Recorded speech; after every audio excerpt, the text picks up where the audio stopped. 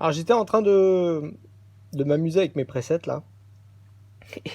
Et en fait, j'avais même pas percuté sur un truc qui est hyper intéressant, c'est que ce que on appelait les presets, en fait, ce sont des scènes. Et on peut demander au Wolfmix de les jouer.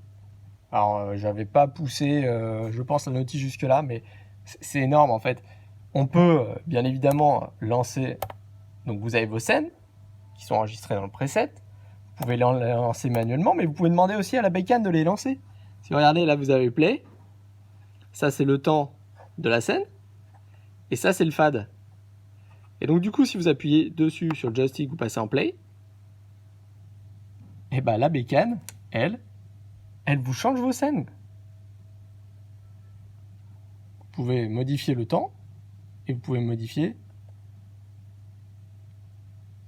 la transition entre les deux, le fade.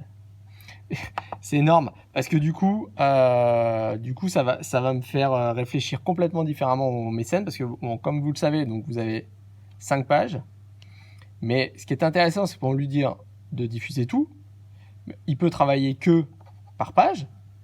Et ce qui est intéressant, c'est qu'il... Bon, runbow, donc aléatoire, mais bon. En chose, c'est qu'on aimerait bien avoir un truc intéressant qui se suit. Donc, travailler en colonne. Là, c'est hyper pertinent de travailler en colonne parce que moi, ce que je vais faire du coup, maintenant que je sais ça, c'est que là, je vais créer dans ma première colonne tout ce qui va être scène de repas, d'attente, d'ambiance. Comme ça, plutôt que d'avoir une scène fixe toute la soirée, ou pendant 1 heure ou 2 de cocktail, vous créez 2-3 scènes ambiance, ambiance 1, ambiance 2, ambiance 3, et vous lui demandez, allez vas-y, bon là je vais vous le faire en rapide parce que pour la vidéo, mais boum, tu me changes la scène toutes les 10 minutes. Et là il travaille qu'en colonne. Avec un petit fade, comme ça vos lyres, elles bougent gentiment, tac, change de logo. C'est génial, moi j'adore. Hein. Et puis vous faites pareil, vous faites une ligne ambiance, vous faites une ligne, je sais pas, on peut faire ambiance disco, funk, rock, une ambiance électro et une ambiance slow. Voilà, vous travaillez comme ça, vous avez vos petits presets là, et puis vous dites à la bécane, maintenant tu m'envoies cette colonne là. Et puis bah, pour tous les DJ qui sont tout seuls, bah, vous envoyez ça, et puis ça permet que vos scènes elles bougent un peu, et puis vous pouvez bosser à côté. Voilà, donc ça j'adore. J'adore. Voilà.